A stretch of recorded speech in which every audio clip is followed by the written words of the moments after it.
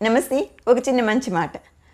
ఎవరైనా మనకన్నా పని బాగా చేస్తున్నారనుకోండి, మంచి సామర్థ్యంతో చేస్తున్నారనుకోండి, అరే ఏంటి వీళ్ళు మనకంటే ఇంత బాగా చేస్తున్నారే అనే ఫీలింగు, అట్లాంటి అసూయ అనేది మన మనసులోకి అస్సలు రానిచ్చుకోకూడదు. వాళ్ళు మనకు అసలు కాంపిటీషనే కాదు, వాళ్ళతో మనకి కంపారిజనే లేదు. మరి మనం చేయాల్సిందేంటి? మనము వాళ్ళతో కలిసి పని చేయాలి.